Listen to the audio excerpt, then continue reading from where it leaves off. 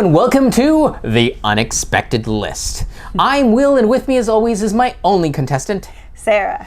And the way this works is simple. I will give Sarah a phrase, and she will give me the first 5 board games that come to mind when I tell her that phrase. I make up the phrase on the spot, so she has no idea. He doesn't either. She can't research this, and that's the whole point of this thing. Yeah. Are you ready? No, but go ahead. All right, your phrase is spin-off.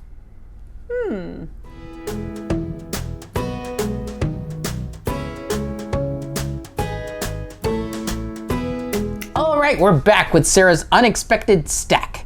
Sarah, in no particular order. Box size order, actually. In one particular order, let's cover the 5 games that came to mind, starting with number 5. All right, so spin-off at first took me a little bit to figure out. But As it was meant to. As it was meant to be. Not exactly expansion, but it doesn't exclude an expansion because there is an expansion potential in here. But a game based off of another game in some way. Yes. And so we're going to start with Fleet Wharfside, which came out before Fleet the dice game. But after Fleet. Fleet. So it is based on Fleet, which is a larger card game of the same, called Fleet. And this is I wouldn't just say streamlined version, but it took a bit more of the essence of it and distilled it down. Yes. Into a smaller, more manageable card game. Because as much as we haven't played Fleet in a while, it's kind of because it's a lot. Yeah, to set up. It takes a lot more table space. And so this is a nice little portable way to play the same kind of game. Play that one again. Yeah, we need to play this one again because I actually can't tell you how it plays, but I remember liking it enough that we kept it. Yes. So, Fleet Wharfside. Okay. Number 4. Point City. Now, Point City can stand on its own 2 feet, but it is very related to Point Salad, both in the terms of look, also designers, and a little bit of the mechanisms. Yeah, you could even call this an iteration off Yes. of Point Salad, where they liked what was in Point Salad, and they're like, hey, what if it also did this, or had this thing in it, and that was Point City, essentially. Right. And there are definitely aspects about Point City that I like more than Point Salad. We still have both in our collection. Yes. But this one definitely is an evolution, and there are things I like more about it. I like the tableau and the way that you draft cards and things like that. It's still got randomness, but there were points in Point Salad where the randomness could just completely work against you. True. And I feel that's less. Yeah, this here. one has a little bit more player agency Yes. because of how you select the cards. Yeah. And what the various restrictions are. Yep, exactly. So, Point City. All right, number 3. Istanbul, the dice game.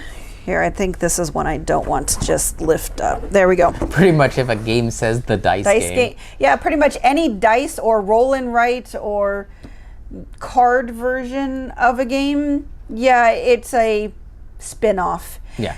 Istanbul, the original game, unfortunately, is what I don't like. We actually got rid of it. We got rid of it, and I didn't like it because of the physical movement aspect of it.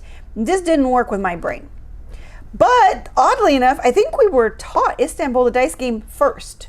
I feel like we played it before, or very close to where this felt very separated. I think it was soon after. Okay, this was because after. we had some friends that then moved away. Yeah. They're the ones who taught us Istanbul. Right. And then we went to Origins. Okay.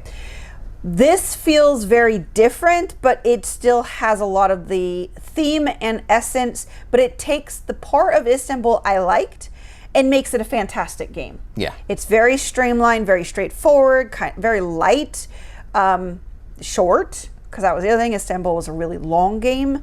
And so in this, you're trying to get those little jewels, right? You're trying to get those jewels. There's several different ways to do it. You're rolling dice, you're getting tiles to manipulate things, and it's just fun and it's fast. Super snappy. Super snappy. And so I really, really, really like Istanbul the dice game. So for me, this was a good spin-off / evolution of Istanbul because I didn't do well with the original. Yeah. Number 2. Oh, okay. Number 1?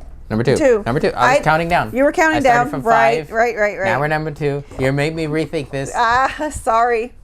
Manhattan Project, Energy Empire. Manhattan Project was a really early worker placement game that we played in our hobby. Sorry, Yeah, hobby of board games, and we really enjoy it, and we still really like it. But Energy Empire just evolves it. It is different designers, right? Yeah. Different designers set in the same world, has a lot of the similar, not a lot of similar concept, but it.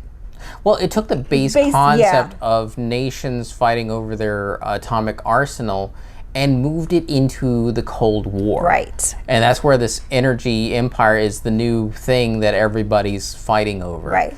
And so it still feels very organically part of the Manhattan Project world, which is why it's a spin-off and still deeply connected in. Right. And I like the mechanisms in it more. I mean, it's been a while again. Has cute little, I like the little oil barrels. Oh yeah, the oil barrels. We do need to play this again because I am not remembering exactly how it plays now. Plus, I think we have an expansion. Yes, we do have an expansion we haven't played. Yeah. So there's a lot of the Manhattan Project that we have and we need to revisit and or try it for the first time. But Energy Empire was one that it was a very solid sequel / spin-off to the original. And highly recommended. Yeah. So very good there. Number 1. Number 1. So this was the one where Queen Domino is an expansion for King Domino, but it is also a standalone. So you could just play just Queen Domino. And before King Domino Origins came out, I liked the version of Queen Domino the best. It was the more gamery version. I liked how the city tiles worked. There was another aspect to it that I'm forgetting. Yeah, there was a queen meeple that was involved. Right. It was just much more in the realm of for gamers. Yes. And so it was a reimagining of King Domino just with a queen. But you can mix and match it with King Domino, so you can put it all together. But when it comes to it, I prefer Queen Domino a bit more than just playing the original King Domino. Now there's King Domino Origins, and that is a bit different on the scale. Yes. Well, there is all my 5. Will, what do you think of when you think of spin-off? So, like you were saying, anything that has the dice game. So, Yes. for example, Nations, the dice game would be one thrown in there. Also, any that mention like the duel of yes. something or other. So we had like Le Havre Duel, Right. or Seven Wonders Duel. Those are other ones that come to mind. The one I'm actually surprised you didn't think of that we recently played was Joan of Arc, Oh yeah. Orleans dice game, draw and write. Yes, it was called Draw and Write. Draw and That's Write. true. Because that distilled Orleans down into a draw and write game. Yeah. And that was a neat experience because I still felt I got a Orleans type experience, but something that's kind of branded its own thing. Agreed. So those were what I was thinking of. Got it. And you even got some of the ones I was thinking of. Istanbul. Yeah, Istanbul. Yeah. Yep. But yeah, let us know that what comes to mind when you hear of spin-off down in the comments. And unlike Sarah, you can do all the research and looking around that you want. Just not her. Nope, not me. Yeah. And this has been The Unexpected List. If you have any questions, comments, or concerns, you can reach out to us on the various social media platforms at Rolling with 2, that's TWO. We're on Blue Sky, Facebook, Twitter, and Instagram. For Discord, we have a channel on Tabletop Express. Check the show notes for the invite link. If you have time, check out the other content Nanaman has found for you, because remember, he's rolling with you.